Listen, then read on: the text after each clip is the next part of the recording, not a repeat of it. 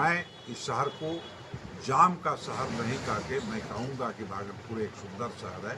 इस तरह का इमेज हमारे दिमाग में है। एक अपने दिल और दिमाग में जो एक बातें रखी और अपने सभी चीज़ को छोड़कर वो आ गए कि बिहार की मिट्टी से हम जुड़े हुए हैं, इसलिए बिहार की मिट्टी का रेन है। सर, भागलपुर स्मार्ट सिटी की घोषणा काफ़ी वर्षों पहले हो चुकी है और अभी भी व्यवस्था जो दिख रही है, रेड लाइट है तो वहाँ पर रोड की स्थिति सही नहीं है, कभी रेड लाइट बंद होता है। ये था, ये सारी समस्याओं का भी था, लेकिन यहाँ के जनप्रतिनिधि जिसके चुनकर हम लोग भेजते हैं, यहाँ की जनता भेजती है। चलने की कोई व्यवस्था है, सड़क है, लेकिन उस सड़क की अगर उचित व्यवस्था कर दी जाए तो हम समझते हैं कि जाम नहीं लगेगा। और प्रशासन के लोग इसलिए सहयोग नहीं करते हैं कि उनके प्रतिनिधि यानी सत्ता में जो पार्टी हैं वो उदासीन है, वो नहीं। क्या स्थानीय मुद्दा है जिस पर आप जीतने के बाद, आपकी सरकार बनने के बाद सब सर्वप्रथम उस पर कार्य करेंगे?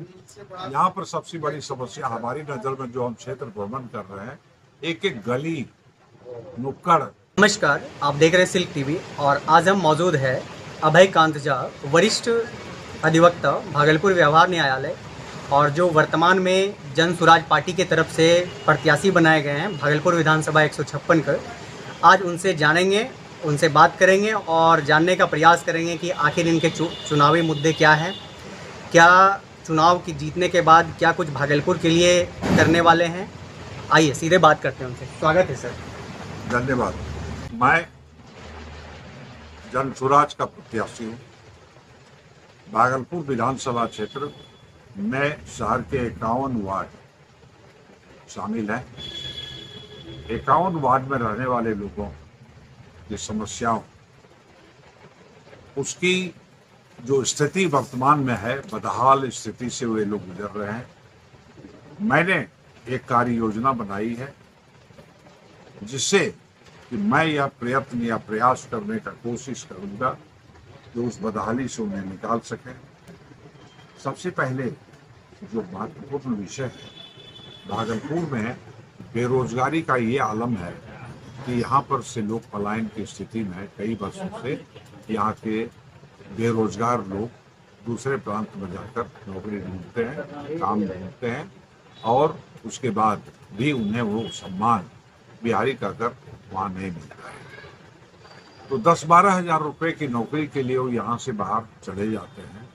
मैं इस पर एक विधिवत कानून बनाना चाहता हूँ और कानून बनाकर पलायन को रोकने की दिशा में पहल करूंगा।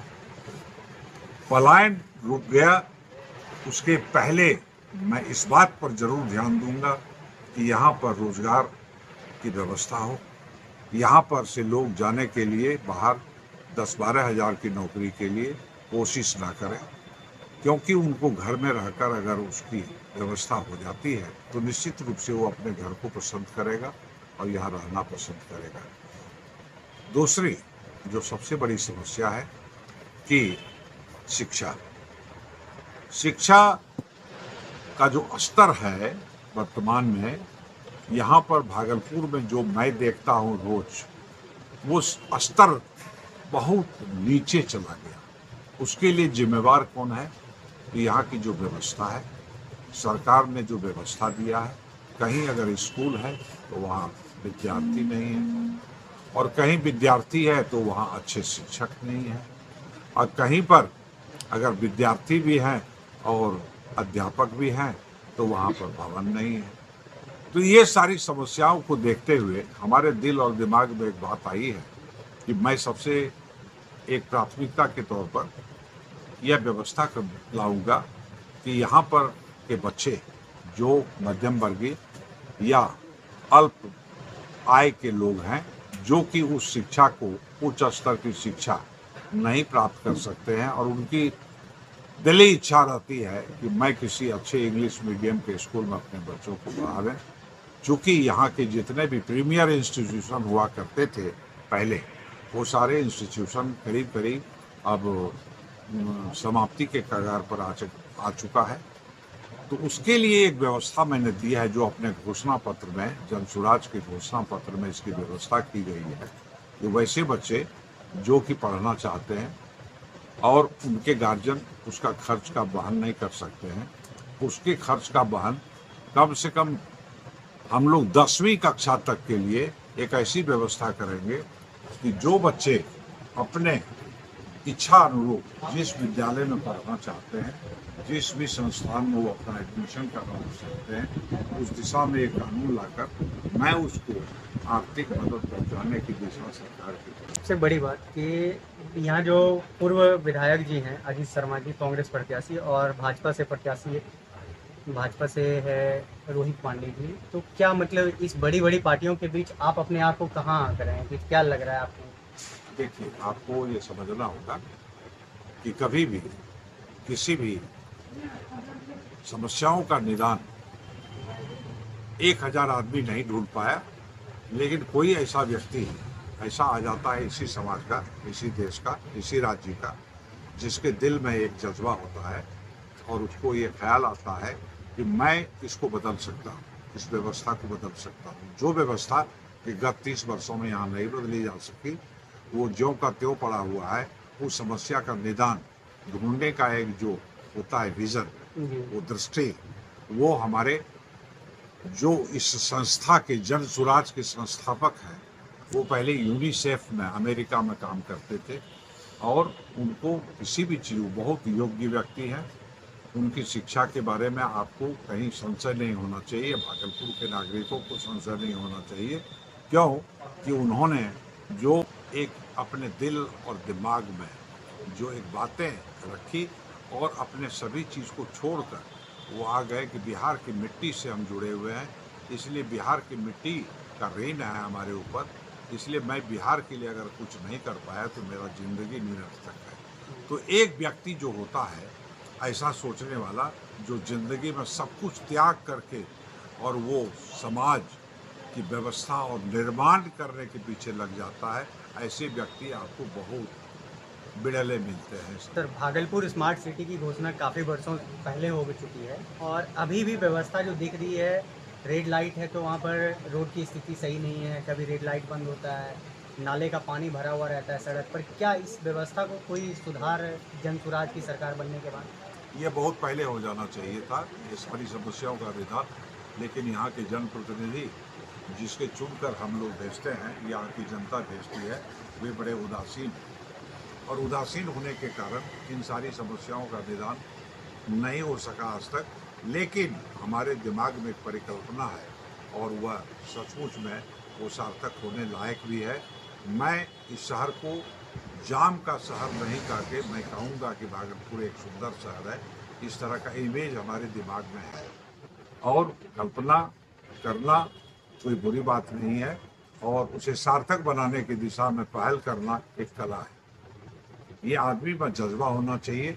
एक आदमी 1000 आदमी के बराबर हो सकता है, वो देश को एक नया नेतृत्व दे सकता है, बिहार को एक अच्छा बिहार बना सकता है, अगर एक आदमी सच्चा, उसकी नीति और नियत में अगर कोई दोष न हो। यहाँ पर जितने भी राजनेता आज तक हुए, उसकी नीति और नियत दोनों में खामियां हैं। उसी खामियों के चलते आज बिहार और भागलपुर हमारा इतना नीचे स्तर पर चला गया। जो क्या यहाँ पर न तो सड़क पर चलने की कोई व्यवस्था है, सड़क है लेकिन उस सड़क की अगर उचित व्यवस्था कर दी जाए तो हम समझते हैं कि जाम नहीं लगेगा। और प्रशासन के लोग इसलिए सहयोग नहीं करते हैं कि उनके प्रतिनिधि यानी सत्ता में जो पार्टी हैं वो उदासीन है, वो नहीं चाहते हैं कि इस तरह का यहाँ पर फैक्ट्री लगे। उसका उदाहरण है हमारे पास, यहाँ पर एक स्पिनिंग मिल हुआ करता था अलीगंज में, भागलपुर में अलीगंज में एक स्पिनिंग मिल हुआ करता था जो अभी जर्जर अवस्था में है। वहाँ पर लोगों को सस्ते दर में लोगों को धागा दिया जाता था, बुनकरों को, और वह बुनकर काफ़ी सुखी था।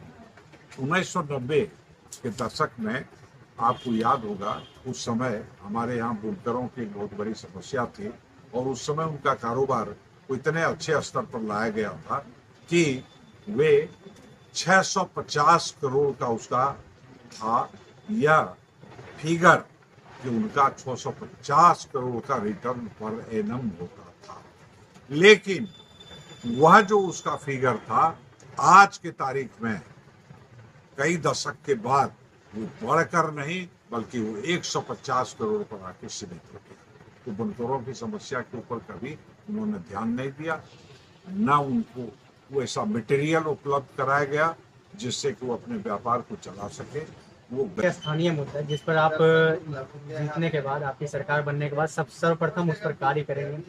यहाँ पर सबसे बड़ी समस्या हमारी नजर में जो हम क्षेत्र भ्रमण कर रहे हैं, एक एक गली नुक्कड़ में हम गए, शहर में घूमे, तो हमको देखकर यह आश्चर्य हुआ कि आज हम 21वीं सदी में हैं और कहता है कि 21वीं सदी का भारत है, लेकिन भागलपुर को हमको लगता है कि इससे बहुत पीछे है, क्योंकि यहाँ पर जिस हालत में यहाँ के आवाम यानी जनता रह रही है अपने घरों में, नाला का पानी उसके घर में जा रहा है और उसके बाद बरसात के दिनों में तो उनका जीना ही हराम हो जाता है कि वो कैसे घर से निकले, कैसे अपने बाजार जाएं, कैसे बच्चों को लेके हम स्कूल जाएं, कैसे अस्पताल जाएं।